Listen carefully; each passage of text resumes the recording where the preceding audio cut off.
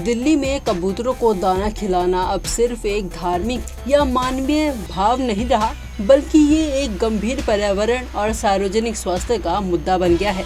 इसी मुद्दे पर एक किशोर की याचिका पर एनजीटी यानी नेशनल ग्रीन ट्रिब्यूनल ने राज्य सरकार, एमसीडी और पीडब्ल्यूडी से जवाब मांगा है।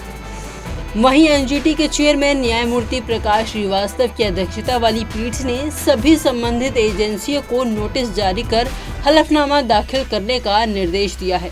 सुनवाई अब 8 अक्टूबर तक के लिए स्थगित कर दी गई है। तो आखिर क्या है पूरा मामला?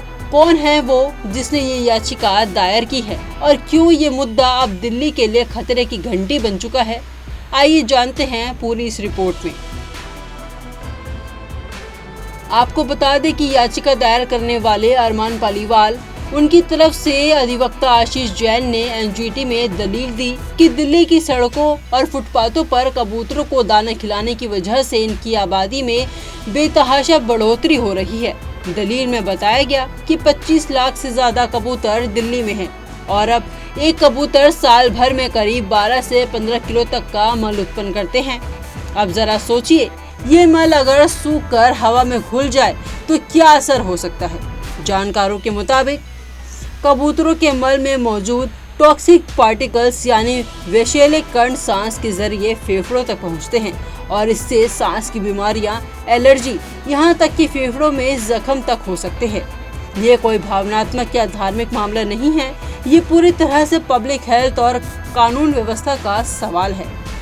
अरमान की याचिका का मकसद कबूतरों को हटाना नहीं, बल्कि फुटपाथ पर अवैध रूप से दाना बेचने वालों पर कार्रवाई की मांग है। इन स्टॉल्स की वजह से लोग वहीं रुककर कबूतरों को दाना खिलाते हैं, जिससे ट्रैफिक जाम, गंदगी और बीमारियों का खतरा बढ़ जाता है। याचिका में ये भी बताया गया कि एमसीडी और पीडब्ल्यूडी को पहले कई बार शिकायत दी गई, लेकिन कोई ठोस कार्रवाई नहीं हुई। अब एनजीटी ने इस मामले को गंभीरता से लेते हुए सरकार और एजेंसियों से जवाब तलब किया है। क्या दिल्ली को फिर से स्वच्छ और सुरक्षा बनाने की दिशा में कोई ठोस कदम उठेगा या ये मामला भी बाकी फाइलों की तरह धूल खाता रह जाएगा? इसका जवाब हमें 8 अक्टूबर की अगली सुनवाई में मिलने की उम्मीद है। इस पर आपकी क्या राय है? कमेंट बॉक्स में ज़रूर बताएं।